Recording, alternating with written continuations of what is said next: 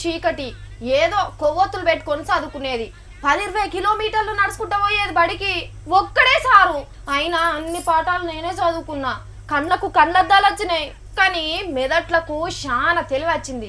చిన్నప్పుడు డ్రిల్ పీరియడ్లో కూడా డిగ్రీలు ఎట్లా తెచ్చుకోవాలని ఆలోచన చేసుకుంటా చదివేదాన్ని.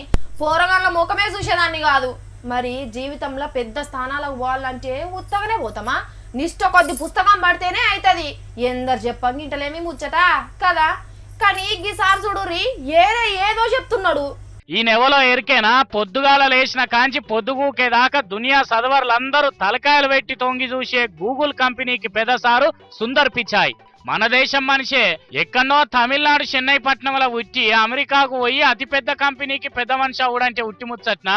మరి సార్ ఎట్లా చదివిండో ఎంత కష్టపడ్డాడో చెప్తున్నాడు ఇనుండ్రి. Did you ever bunk classes, right? The morning classes? Of course. I think it's the rite of passage of going through college. Yeah, Anjali is my wife.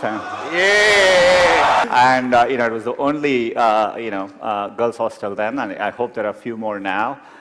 And it wasn't always easy if you had to go get someone at the girls' hostel, you had to walk in the front and request someone there to go call them, and so they would go in and loudly say, Anjali Sundar is here for you.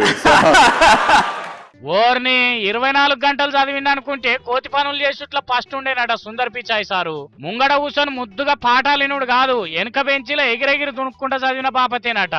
సోపతిగాళ్ళ మీద కాయిదాలేసుడు, గోడలు దుంకుడు, బడెగ్గొట్టుడు, పరీక్షలు తప్పించుకున్నాడే కాదు, మొగ పోరగాండ్లకుండే అరుదైన లక్షణం ఆడి పోరగాండ్లు ఎమ్మడి వాడుట్లా కూడా ఎన్నుకుండేటోడు కాదట Pichai sir. మనసైన సతి కోసం ఆడోళ్ళ హాస్టళ్లలో కూడా జొర్రేదట ఈ సుందరాంగుడు.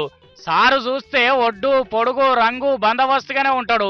ఇంకా చెప్పని కథలు ఎన్ని చేసిండో గాని ఇట్లా తిరిగేటోడు గీ స్థాయికి చేరుతాడని వాళ్ళ అయ్యవ కూడా అనుకొని ఉండరు. అదే మనలో పోరగాండ్లు ఎవరన్నా గిట్లా చేస్తే పోరంబోకని తిట్టిన తిట్టకుండా తిడతారు. అట్లని గాయదేశాలు వేసిన వాళ్ళందరూ పెద్దోళ్ళు అవుతారని కాదు.